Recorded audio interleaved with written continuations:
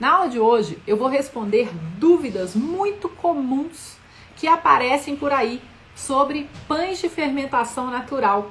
Então, se você já faz pães ou se você está querendo começar a fazer pão agora e está cheio de dúvidas, essa aula é para você. E vamos começar. Olha só, vou te contar como que essa aula vai acontecer hoje. Eu coloquei no meu Instagram uma caixinha de perguntas. E nessa caixinha vocês foram colocando todas as dúvidas aí que vocês têm. Então eu vou pegar agora essas caixinhas e vou responder o máximo de dúvidas que eu conseguir ao longo dessa aula.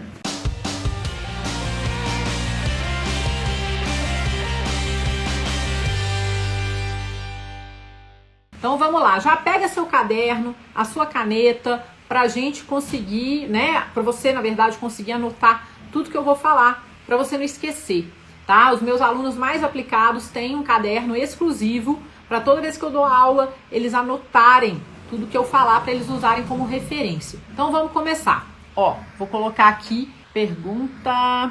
Eu vou colocar uma pergunta que é muito legal. Olha só. Estou intolerante a glúten, mas eu amo pão. Eu vou poder comer esse? Então, se você não for alérgica a glúten, se você não for celíaca, você vai poder comer esse pão. Mais chances ainda de você não ter problemas comendo esse pão. Pão de fermentação natural é um pão que é mais fácil da gente digerir por uma série de aspectos biológicos e químicos que acontecem na massa durante a fermentação. Então, se você é intolerante e não celíaca, muito provavelmente você vai se beneficiar muito desse pão, como eu me beneficiei e me beneficio, né? Porque eu como dele e como muitos dos meus alunos se beneficiam dele, tá? O fato é que você vai provavelmente, depois que você fizer esse pão adequadamente, porque se você não souber fazer esse pão direito, ele pode até piorar, né? As suas condições aí, sua azia ou sua má digestão. Mas se você souber fazer esse pão, você vai ter menos azia ou não vai ter mais azia por causa do pão. Você vai ter menos gases, menos refluxo, se isso for causado pelo pão que você come. Então fica aqui comigo, porque você vai aprender muito sobre pão de fermentação natural e os benefícios que ele pode trazer para a sua saúde, tá bom? Então a resposta é sim. Vamos lá, próxima. O pão fica legal em forno convencional a gás doméstico? Fica, se você souber como fazer esse pão e se você souber como assar esse pão, ele fica praticamente igual a um pão que foi assado em forno profissional. Essa que é a questão, galera. Você precisa ter conhecimento para fazer isso acontecer. E não use a desculpa, eu não tenho forno profissional, então meu pão não vai ficar tão bonito. Olha só, eu tô de prova, inclusive a grande maioria dos pães que eu posto para você aqui no meu Instagram, no meu YouTube, eles são feitos em forno caseiro, forno comum. Então você precisa de técnica e não de um forno profissional para fazer pães lindos. Então tira isso da sua cabeça, você não precisa ter forno especial. Você pode ter um forno convencional e doméstico e fazer pães com aspecto profissional.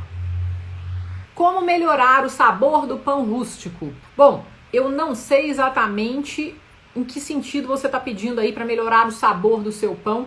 Se o seu pão estiver muito ácido, né? Então você quer melhorar o sabor do seu pão, você precisa cuidar muito bem do seu fermento, tá? Você tem que compreender como que o seu fermento funciona, você tem que saber cuidar dele no dia a dia, para o seu fermento não ficar muito ácido, porque se o seu fermento está muito ácido, a tendência é que você vai ter um pão de sabor muito ácido. O seu fermento é um dos principais ingredientes do seu pão, tá? Outra coisa que pode estar acontecendo, você pode não estar fermentando esse pão adequadamente ou não estar usando uma farinha saborosa.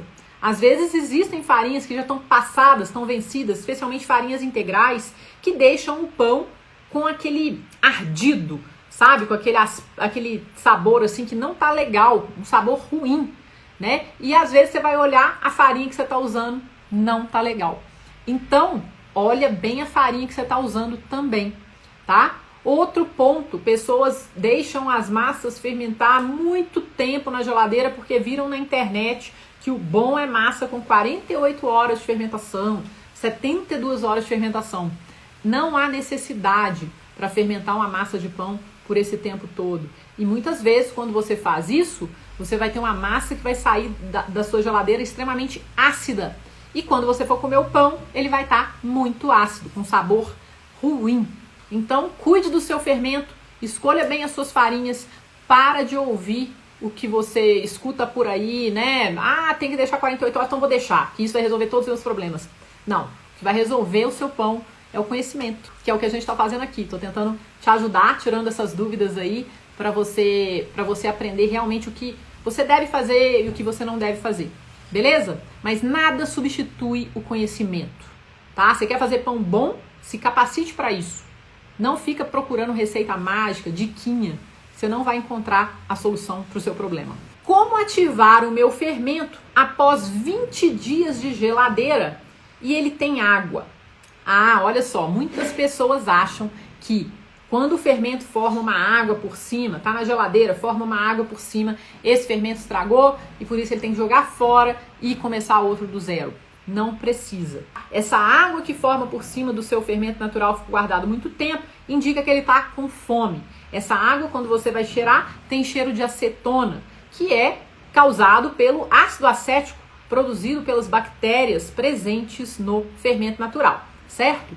Então, o que você vai fazer? Como é que você vai ativar esse fermento? Você vai tirar ele da geladeira, pega uma isca dele, uma colherada ali, e coloca num outro potinho.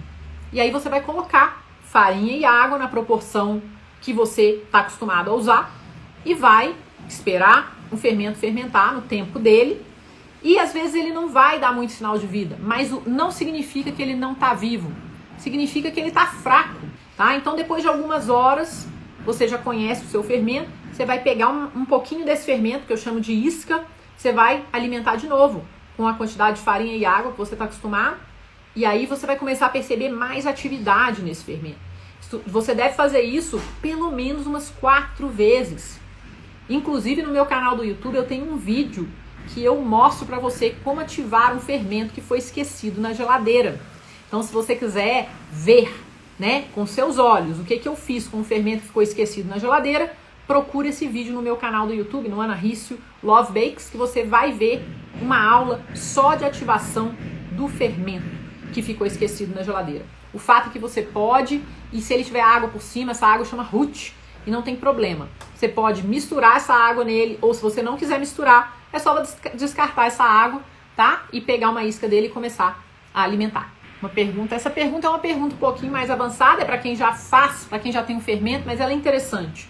A proporção 1, 2, 3 fica muito grossa. É assim mesmo?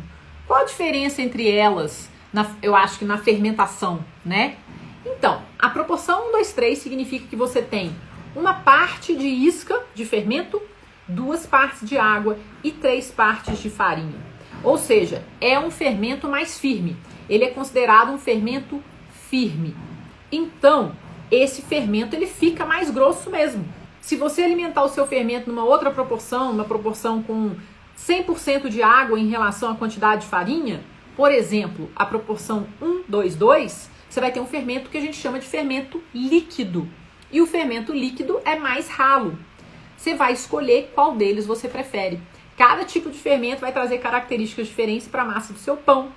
O fermento líquido vai fazer a sua massa ficar mais extensível, né? Porque ela vai ficar mais molinha mesmo, porque ele é mais líquido. O fermento firme vai fazer a sua massa ficar mais elástica, mais forte, porque ele é mais firme. E com isso você vai ter resultados diferentes no seu pão. Todo fermento bom e forte fermenta pão. As proporções de quantidade entre água e farinha vão mudar as características do seu fermento e as características do seu pão. Você tem que experimentar e ver qual deles funciona melhor para você. Mais uma vez, você precisa ter esse conhecimento e aplicar esse conhecimento com a mão na massa. Beleza? Quantos pães eu consigo fazer com uma receita? Uma receita aqui de pão?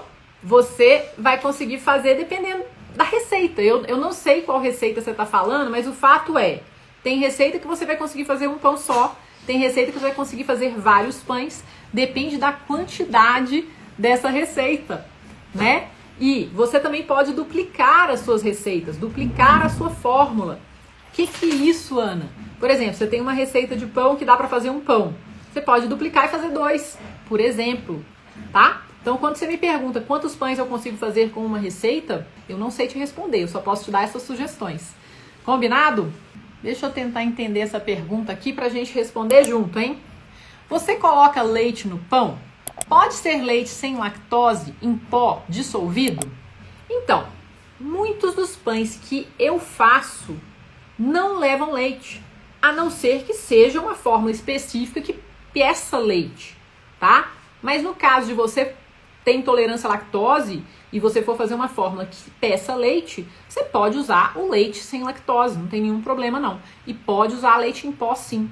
Inclusive, na panificação, muitas das receitas são usadas, né? A gente usa leite em pó simplesmente porque o leite em pó não estraga tão fácil quanto o leite fresco.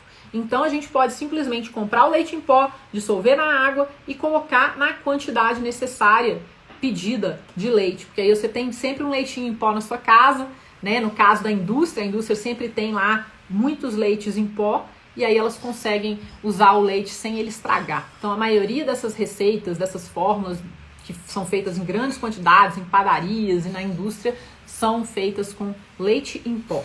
Mas de novo eu repito, não precisa fazer pão com leite. A maioria dos pães que eu faço não tem leite. Eles são sem lactose, eles são veganos e são simplesmente deliciosos.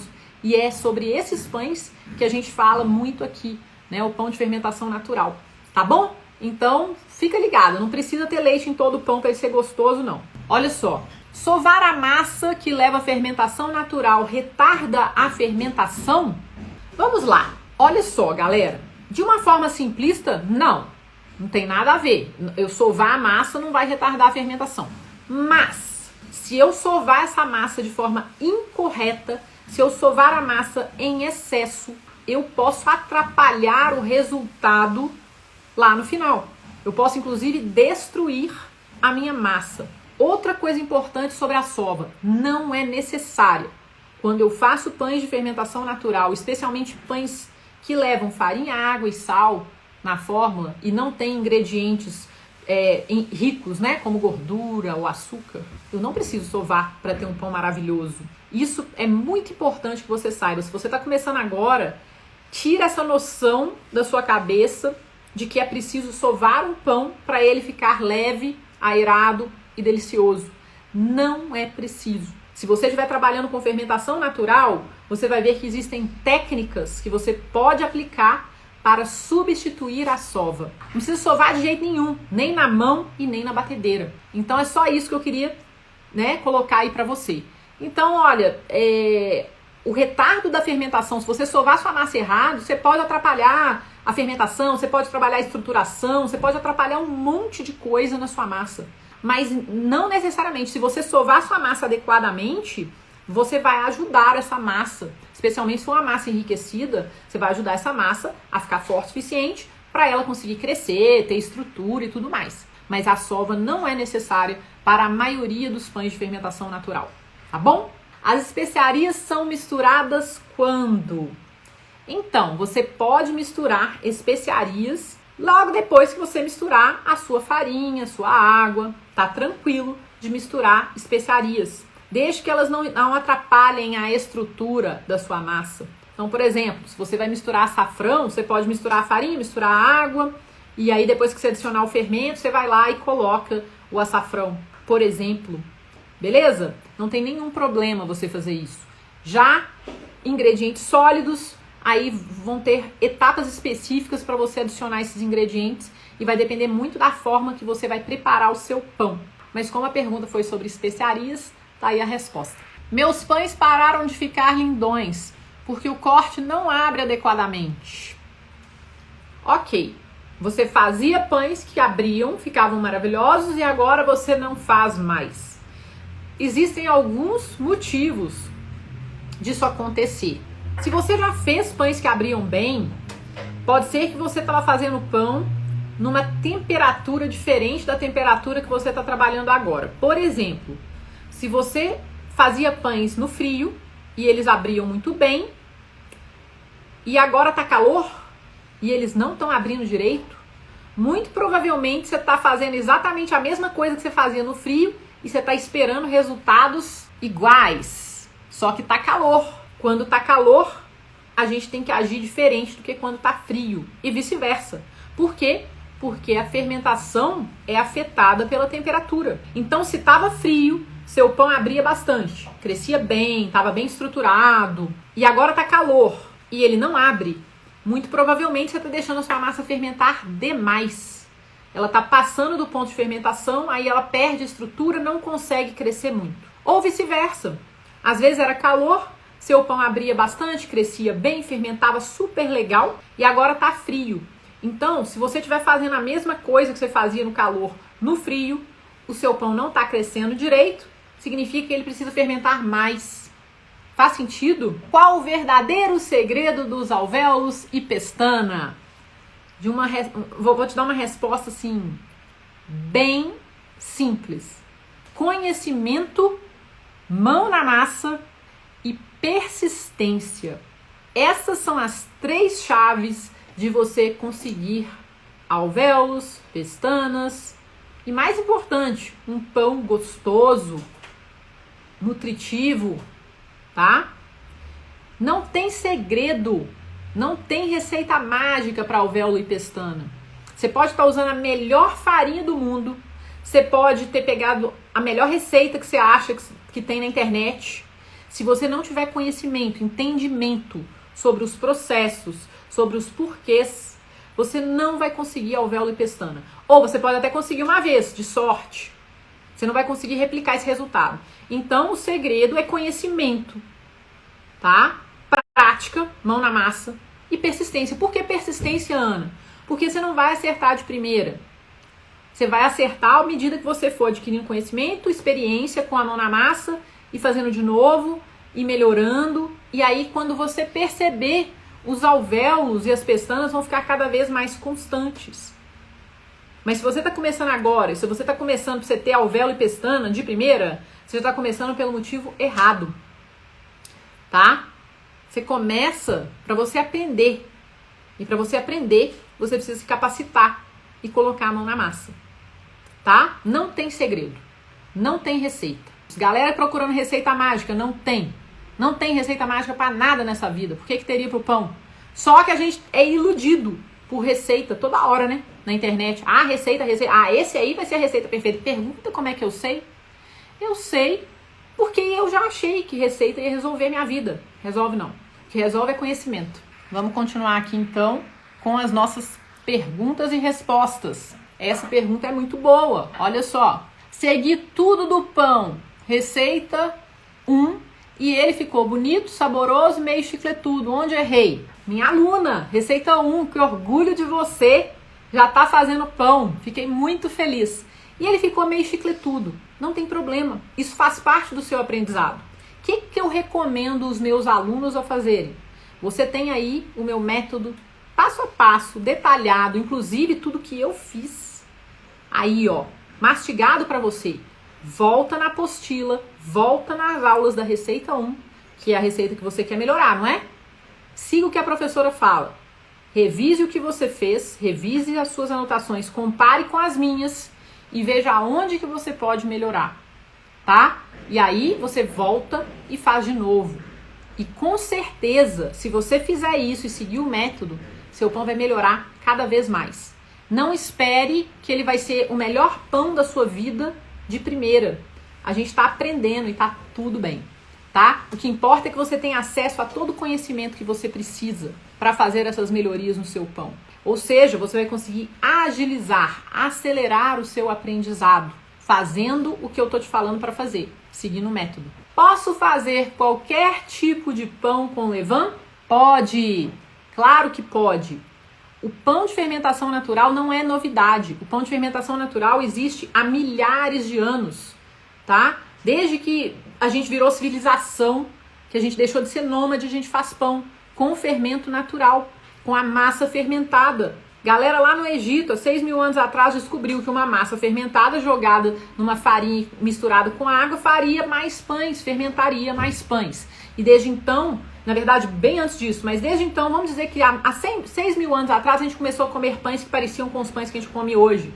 O fato é que qualquer pão pode ser feito com fermentação natural, só que o método muda, Os tempos mudam, mas qualquer pão. Você pode fazer pão rústico, que é o pão de farinha, água e sal, crocante, lindo.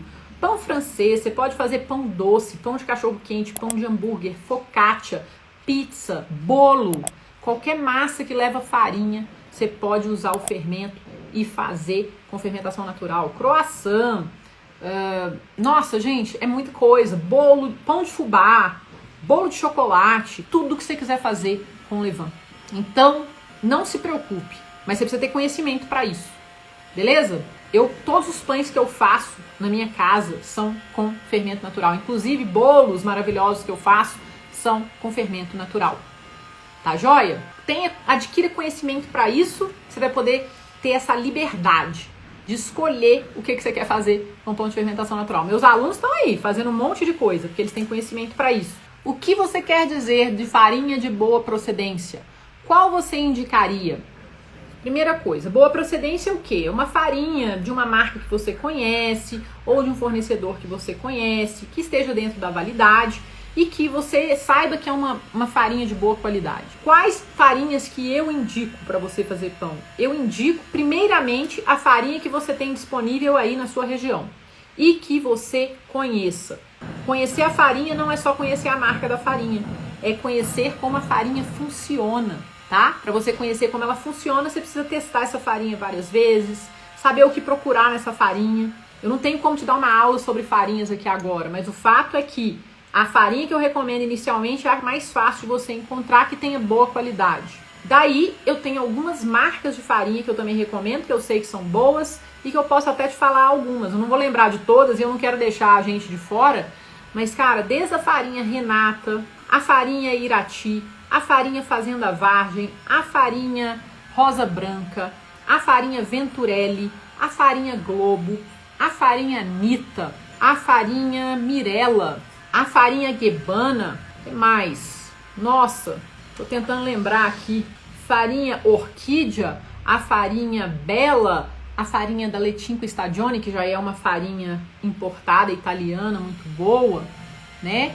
São várias as farinhas, a farinha Bagatelle, várias farinhas, recomendo, tá? Se você estiver nos Estados Unidos, a King Arthur Flour, as farinhas da Central Milling são maravilhosas, são várias as marcas, mas a melhor farinha, sério, a melhor farinha pra mim é a farinha que eu tenho na minha região e que eu sei usar. Ah, mas como que eu vou aprender a usar a farinha? Aí você precisa adquirir conhecimento, tanto sobre farinha, sobre como a farinha reage quando você mistura água nela, né? Praticar com aquela farinha várias vezes, seguir um método de preparação de um pão para você conseguir fazer pão adequadamente, com um processo que funciona, tá bom? Então, aí é outra história. Tô vendo aqui uma pergunta, a farinha Dona Benta é boa?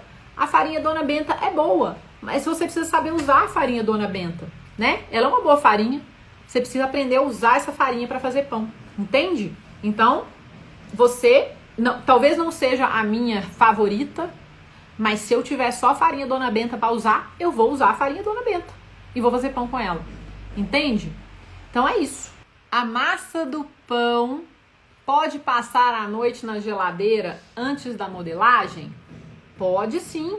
A massa do pão pode dormir na geladeira, dentro da caixa e ser modelada no próximo dia, tá? Isso chama fermentação em bloco, né? Ou maturação a frio, beleza? Você pode fazer isso, no outro dia você vai tirar essa massa da geladeira, deixar ela fermentar mais um pouco em temperatura ambiente, até o ponto de modelagem, daí você vai modelar essa massa e tá tudo certo, seguir o processo, né? Mas pode sim. Cada receita tem o seu levain. Não pode ser feito só com um. Exemplo, 1, 2, 2, 1, 1, 1, 1, 2, 3. Então, depende da receita e depende da farinha que você está usando. Vamos dizer de uma forma simplista, você pode usar qualquer fermento de qualquer proporção para qualquer receita. Mas você precisa entender que a proporção do seu fermento vai impactar a sua massa e os seus resultados. Então, se você estiver usando uma farinha mais fraca, ou você vai ter que reduzir a água dessa receita, caso você use um fermento mais líquido, ou é melhor você usar um fermento mais firme. Se você estiver usando uma farinha mais forte, aí você pode usar um fermento mais líquido, porque essa farinha mais forte vai aguentar mais hidratação, mais água, entende? Então, assim, pode usar a mesma proporção de fermento para qualquer receita? Pode, mas a gente vai ter que fazer ajustes na fórmula para se adequar ao fermento que você está usando. Tem alguma forma do fundo do pão ficar menos assado? Eu asso na panela de ferro. Então, você precisa conhecer o seu forno, conhecer os tempos de forno.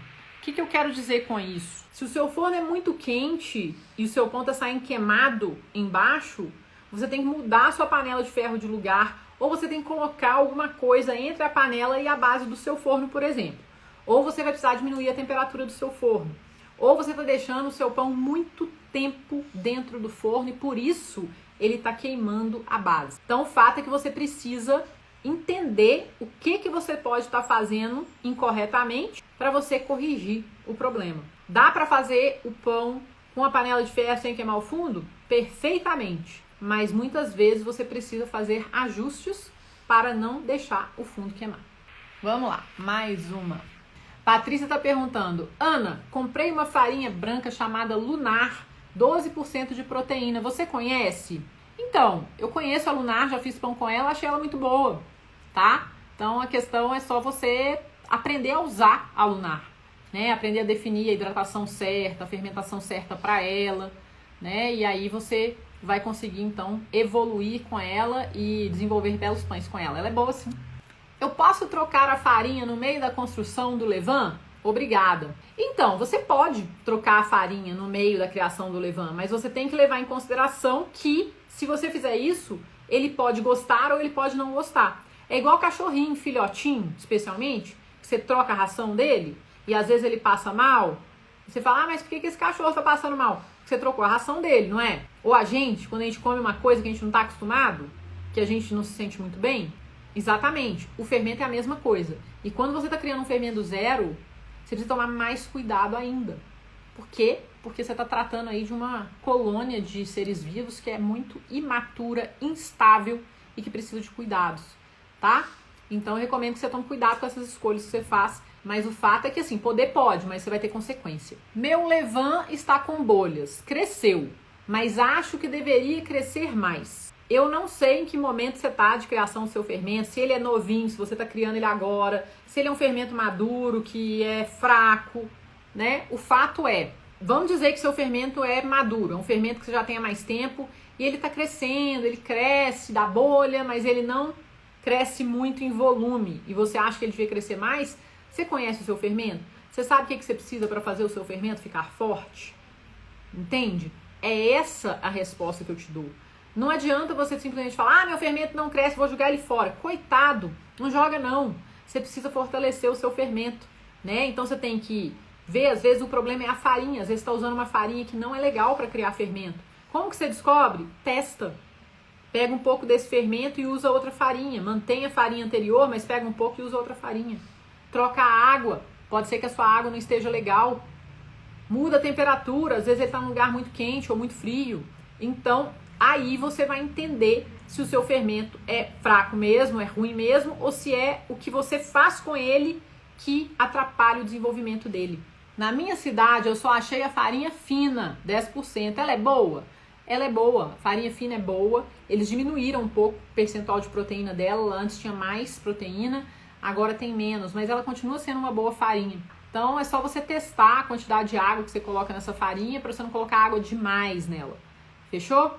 É só isso, mas ela é uma boa farinha sim. Minha maior dúvida é não saber como lidar com a massa. Meu pão ainda não saiu. Eu não sei o seu contexto, né? Eu não sei qual método que você está seguindo. Eu não sei se você, por exemplo, é minha aluna ou não é minha aluna. Não sei há quanto tempo você faz pão, né? Então fica difícil para eu especificar, né, o que está acontecendo aí. Mas eu já te falo o seguinte, né? Pelo que você está falando aí, você não tem ainda o conhecimento que você precisa ter para ficar mais familiarizada com a massa, vamos dizer assim. E tá tudo bem, você está começando. Então o que você tem que fazer? Eu acredito que você precisa se capacitar. Você precisa estudar para você colocar a mão na massa com mais segurança, para você saber o que fazer, para você saber como lidar com essa massa. Não tem como você aprender a lidar com uma massa sem se capacitar e entender essa massa. Não é difícil, mas você precisa de método, você precisa de base de conhecimento. Todos estamos aqui, nós somos adultos, tudo que a gente aprendeu na nossa vida, que a gente faz bem, por que a gente faz bem? Porque a gente se capacitou, a gente estudou, a gente se dedicou e por isso a gente faz bem. Cada um que está aqui assistindo essa aula hoje faz alguma coisa muito bem. Pense, por que você faz isso bem? É porque você nasceu com um dom? Muito provavelmente não. É porque você se dedicou, porque você decidiu, eu quero aprender a fazer isso, porque você gosta. Então, no pão é a mesma coisa. Você quer fazer um bom pão? Se dedique, se capacite, põe a mão na massa, que vai conseguir. Se hoje você não sabe lidar bem com a massa, seu pão ainda não saiu, mude alguma coisa que você está fazendo. Estude mais, pratique mais e logo você vai conseguir. Quando eu comecei a fazer pão, eu tinha muita dificuldade. Na verdade, eu tinha muitas dificuldades. Eu não entendia nada. E uma das dificuldades que eu tinha especiais, o meu coração palpitava, eu tinha até medo, era da modelagem. Eu não sabia o que eu fazia na hora de modelar, e eu não sabia como é que pegava na massa, e a massa ficava grudando na minha mão, e eu não sabia os movimentos que eu tinha que fazer. Como é que eu aprendi? Como é que eu tô aqui hoje ensinando pra você? Não foi porque eu desisti, foi porque eu persisti, foi porque eu procurei praticar, foi porque eu procurei estudar. E com o tempo, essa dificuldade que eu tinha, ela virou prática e ela acabou, entendeu? Por quê? Porque eu me dediquei, porque eu quis me capacitar para fazer isso direito, entende? Eu não desisti. É simples, tá bom? É só você buscar conhecimento e praticar. Olha só, essa pergunta é muito legal. É possível manter a crocância da casca do pão rústico no dia seguinte? Assei pão à noite e de manhã já tinha murchado. Isso acontece com qualquer pão. Olha só, quando a gente assa o pão, o forno é quente, é seco, forma uma casca crocante. Com o tempo, a umidade que estava dentro do seu pão começa a sair para fora. A umidade do ambiente começa a ser depositada na casca do seu pão. E isso vai mudar a textura da casca do pão. Muitas vezes isso acontece mais rápido em lugares mais úmidos. Em lugares menos úmidos, o pão fica com a casquinha mais seca mais tempo. E claro, tem muitas pessoas também que fazem o pão não foi feito da melhor forma, não foi feito da forma adequada, não foi assado adequadamente. Então, ou ele vira uma pedra, né? Ou a casca já deixa de ser crocante assim na primeira, na segunda hora ali, o pão esfriou, a casca já tá mole. E isso é erro de processo. Mas a casca deixar de ser crocante da noite para o dia é natural que isso aconteça. Aí você vai falar, mas então o que eu vou fazer? Você vai guardar esse pão adequadamente, embrulhadinho, né? A casca vai ficar macia mesmo. E aí você tem a maravilha que é aquecer o seu pão. Se você colocar esse pão numa torradeira, se você colocar esse pão no forno ali por alguns minutos, você vai conseguir comer esse pão com a casquinha crocante de novo. Tá joia? É assim que funciona. Ou, se você quiser o pão com a casca crocante, sem ter que aquecer o pão, você tem que comer ele no mesmo dia que ele foi assado. Tá joia? É assim que funciona, é perfeitamente normal e você tem que só pensar se a casca não tá crocante logo depois que assou, aí é problema de processo, ou se ela perde a crocância lá em 12 até quase 24 horas, tá? Se for isso, normal de acontecer, aqueça o seu pão antes de comer, a casca volta a ficar crocante. Coloquei umas pedras refratárias no meu forno. Elas substituem a panela? Quero assar 4 pães. Então, se você tiver um forno que aqueça adequadamente essas pedras e se você fizer um vapor aí dentro do seu forno, ela vai substituir a panela. É uma questão de você fazer alguns testes e ver o que funciona melhor para você. Lembra, o pão de casca crocante, que a gente chama de pão rústico, ele precisa de vapor para os primeiros momentos que ele é assado. Para quê? Para ajudar no crescimento. Justamente porque essa massa não tem gordura, essa massa não tem açúcar, que são condicionantes da massa, né? Então, esse pão ele precisa de vapor para crescer bem. Se você tiver calor e umidade, a tendência dele é crescer legal. Se você tiver feito ele todo bonitinho, né, dentro do processo, se ele tiver fermentado adequadamente, modelado adequadamente. Então, sim, você pode substituir a panela por pedras refratárias quentes e vapor.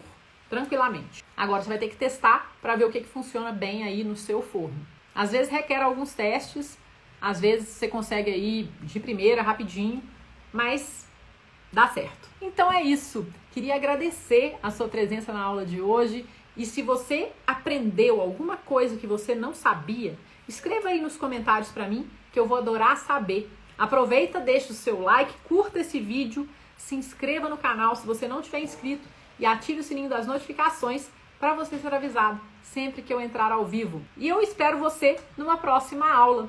Tchau!